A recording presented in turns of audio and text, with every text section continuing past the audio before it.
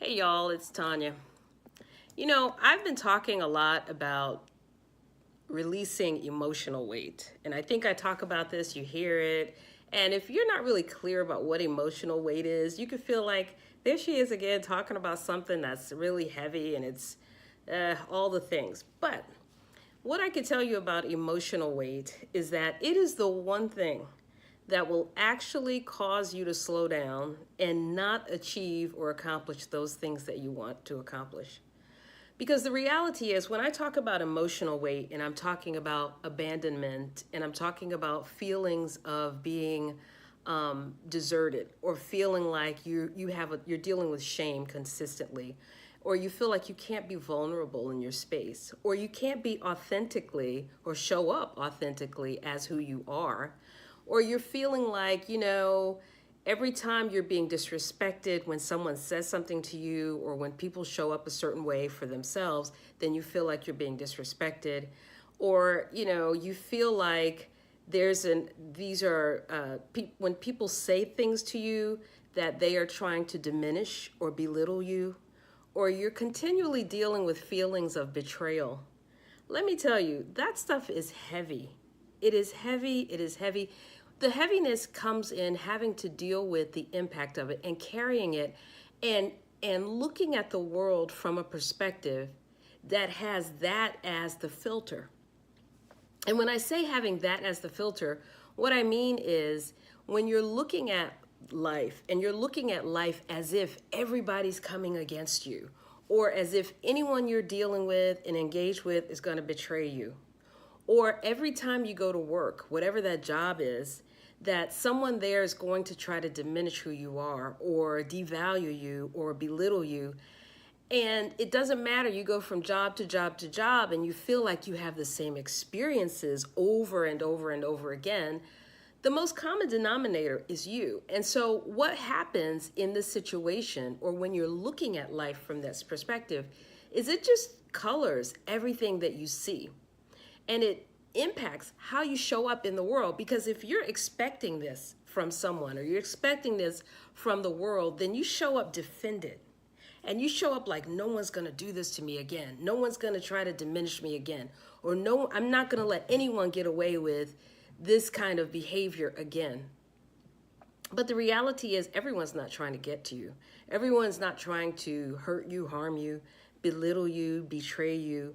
And it's when you begin to understand that and recognize that your reaction is a reaction to the experiences that you had. And those, when you develop those behaviors to try to protect yourself, they were necessary, most likely. Because as you began to experience certain things, you began to participate or engage in behaviors that allowed you to feel safe in that particular experience, in that environment. And what happens, unless you decide to deal with it, you're always cocooning yourself.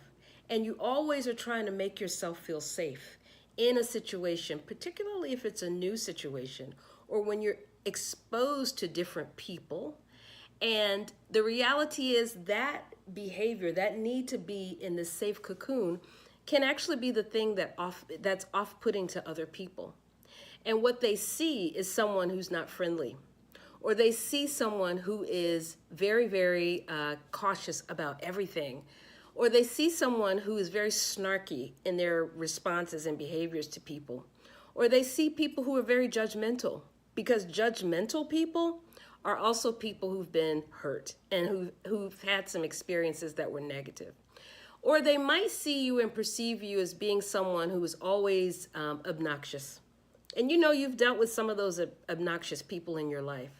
And oftentimes these behaviors that you're seeing are reactions and responses to people who've been diminished in some way or have been hurt or have felt like this is the only way that they can actually allow themselves to be protected in a situation where, there's a lot going on and they don't really know how to address whatever has been happening or whatever is happening in their life and in their world.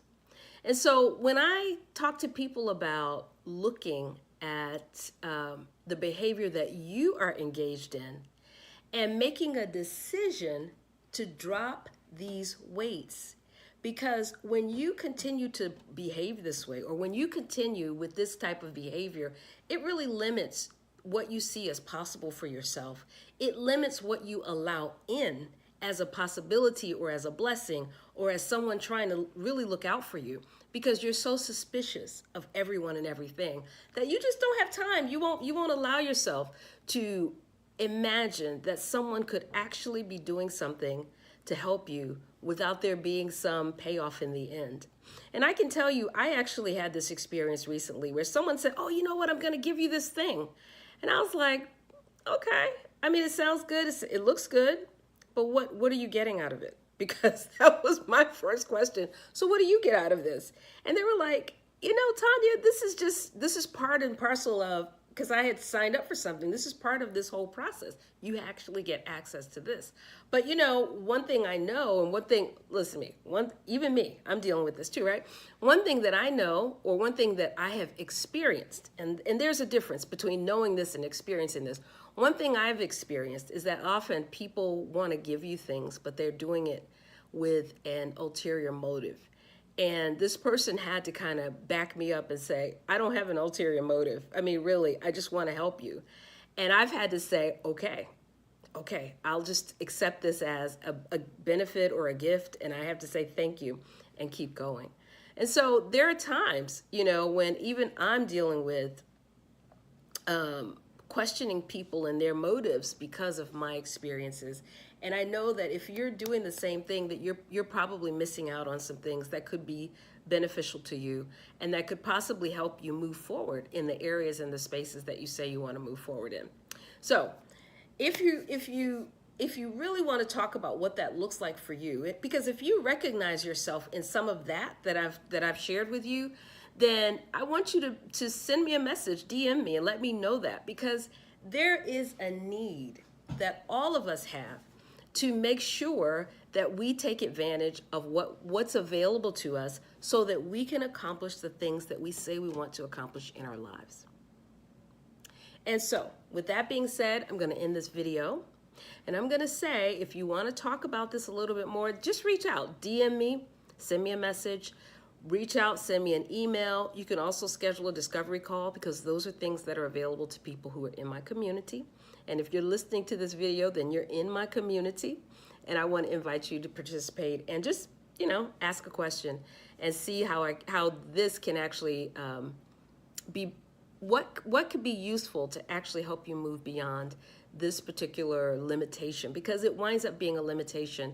And if you don't address it, then again, you just don't allow yourself to really, really move forward in the way that you can and you could with your life. All right, take care.